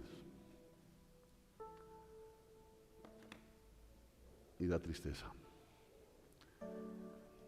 Pero no quiero que esas multitudes incluyan a muchos de ustedes. No me miren a mí, hermanos, pongan su mirada en el Señor.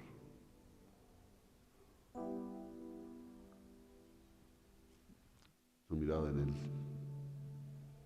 Él es el autor y el consumador de esa fe que usted dice tener. Él la puso y Él hará que esa fe obre. Así que si quiere que yo ore por usted, venga. Pero que yo no tenga que decirlo, sino que usted sienta esa necesidad.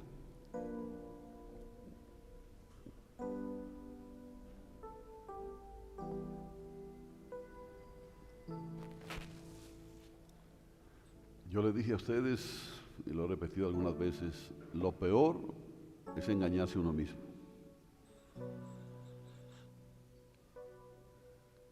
Porque usted puede decir que está bien, Usted puede decir que esta palabra es para otro,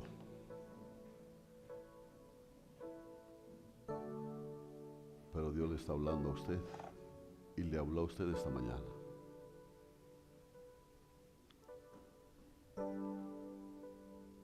Así que levante sus manos al cielo, ríndase. Le pedimos desde el comienzo que Él hable conforme al propósito que tiene en nuestras vidas. Y Él lo hizo hoy. Y lo hará el próximo domingo y lo hará en cada servicio que haya en este lugar. ¿Será que usted, hermano, si no se ha dormido, está cayendo en ese adormecimiento? Ya no es tan importante para usted la vida cristiana, asistir a un culto, comprometerse con el Señor, servirle al Señor, ya no es tan importante. ¿No será que la prosperidad se ha convertido para usted en una trampa? Que lo está haciendo sentir que todo está bien y que usted está bien a los ojos de Dios. Pero hoy te dice el Señor, no te duermas, porque estas vírgenes cabecearon todas, dice, cabecearon hasta que se durmieron. De pronto hay muchos de ustedes cabeceando. Y puedes dormir, pero qué bueno es dormir los que durmieron en Cristo, dice. Qué bueno es dormir con la esperanza de que Él cuida de nosotros, vela nuestro sueño. Pero qué triste es dormir en la irresponsabilidad, en la indolencia, en la indiferencia. Tú puedes dormir sin haber perdonado. Sí, yo tranquilamente, entonces estás dormido. Porque no podrías estar en paz.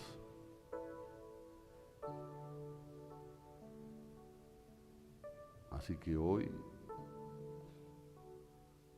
dile al Señor que no quieres dormirte, que no quieres permitir que la vida cristiana se convierta para ti en un hábito, en una rutina, en algo que tienes que hacer y a veces hasta te sientes forzado a hacerlo,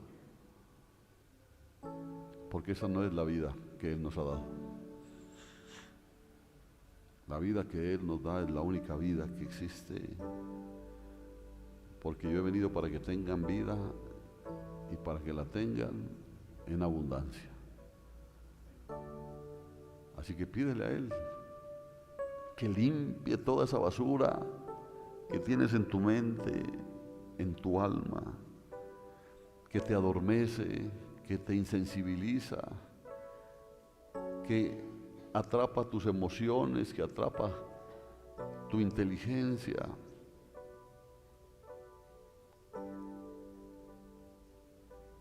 Y arrodíllate ahí a los pies de Jesús. Escoge la mejor parte. Acuérdate que para Él más de lo que haces le interesa lo que eres. Y eso es lo que tienes que buscar.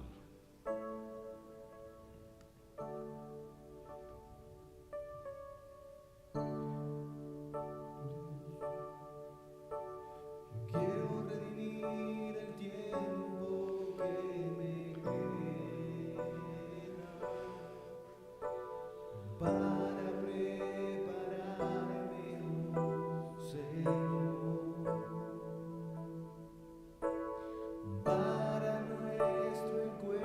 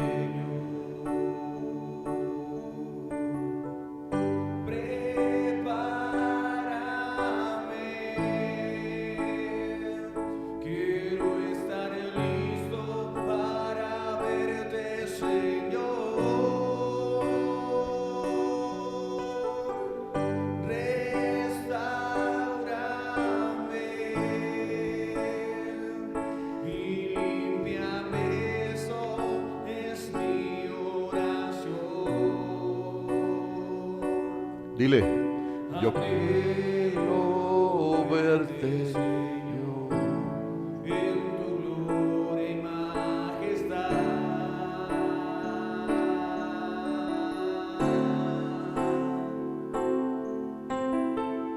Prepárame, quiero estar listo para verte, Señor.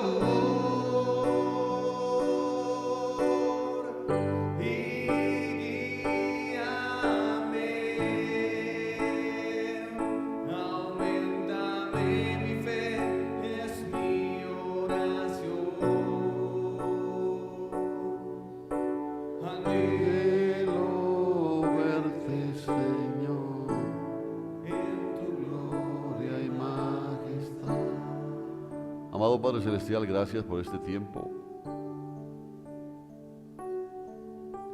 Es una bendición para nosotros, Señor.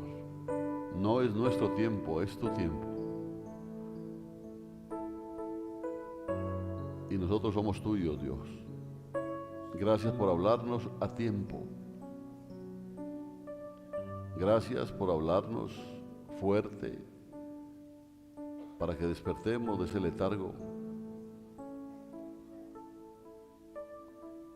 para que no permitamos que ese letargo nos lleve a la muerte. Queremos ser ese remanente, anhelamos ser ese remanente, dar evidencia de ser ese remanente. Gracias por haber hablado hoy a nuestra vida, porque nos muestras que no te olvidas. Prometiste estar con nosotros todos los días hasta el fin y lo has cumplido, Señor. Bendice a cada uno de mis hermanos conforme a sus necesidades, conforme a las expectativas. Aclara las dudas que ellos puedan tener en su corazón. Llénalos de ti, amado Dios.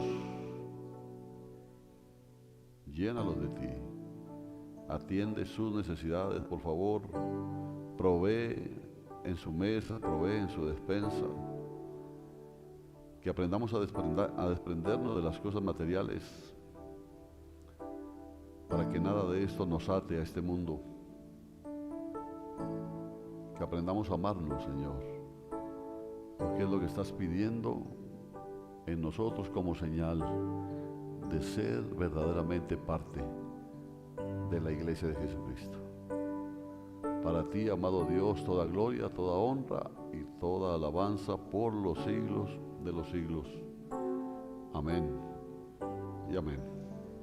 Dios los bendiga, hermanos. Dios los guarde. No se olvide de despedirse de sus hermanos. Despídase. Siga orando por aquellos hermanos nuevos que estamos. Son parte de usted, parte de la familia. No podemos ser tan cuidados porque hasta en eso estamos dormidos. Dios bendiga.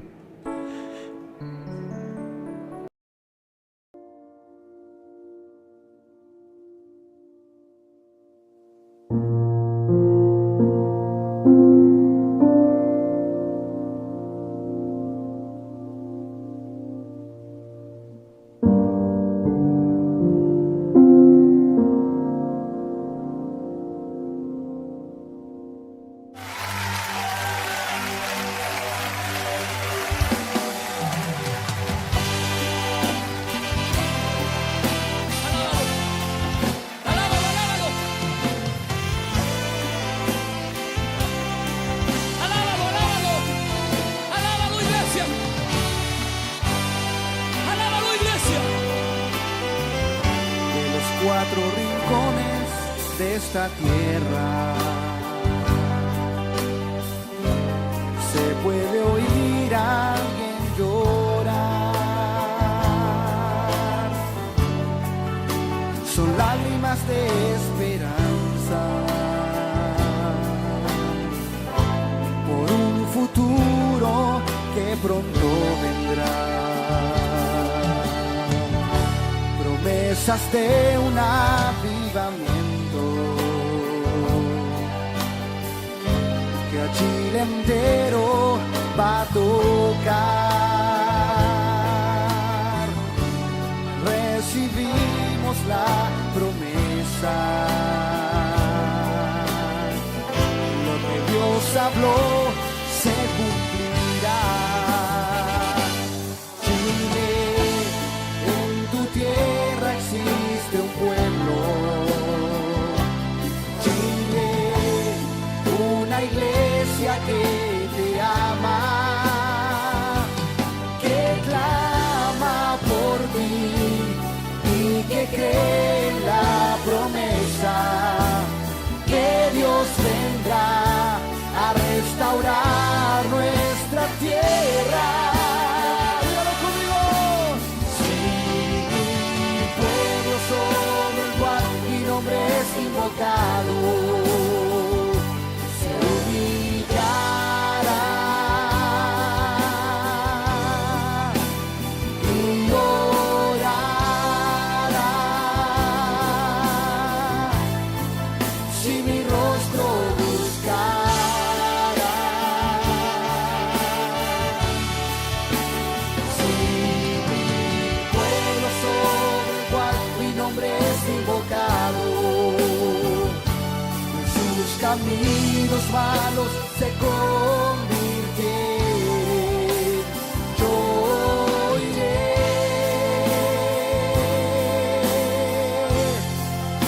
Perdonaré,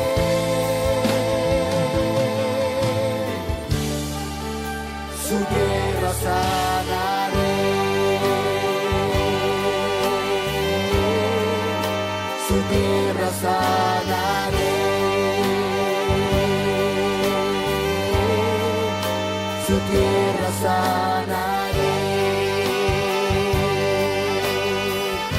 Esa es la promesa del Padre.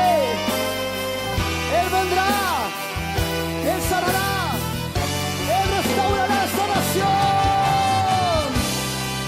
Si tú lo crees, levanta tu mano arriba y di fuerte amén.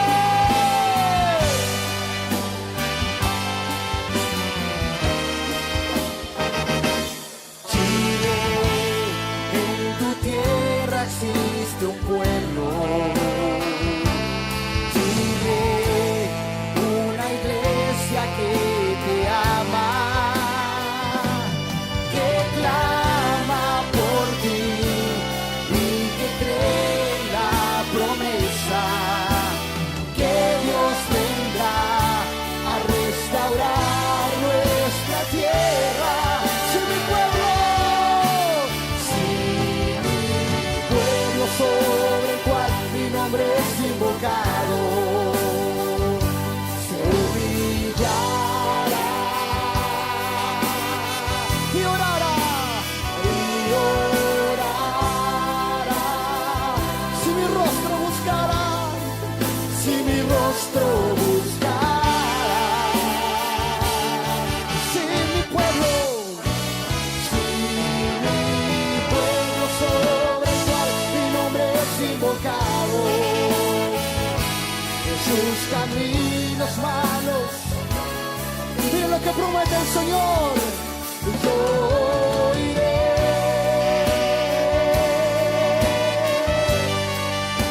Perdonaré,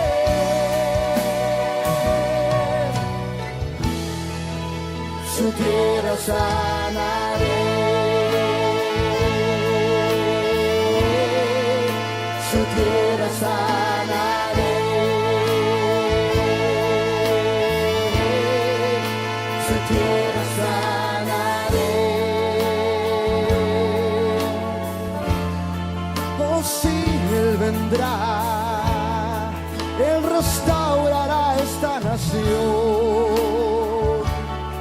Si su pueblo se humillará y buscará su rostro, Él oirá desde el cielo, restaurará. ¿Cuántos lo creen en esta hora? Dígame.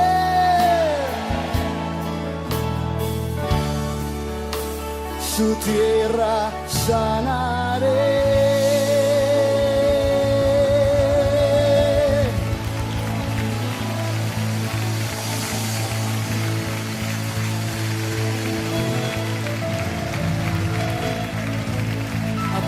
Señor.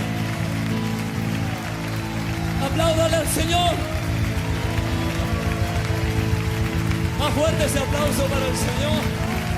Más fuerte ese aplauso para el Señor.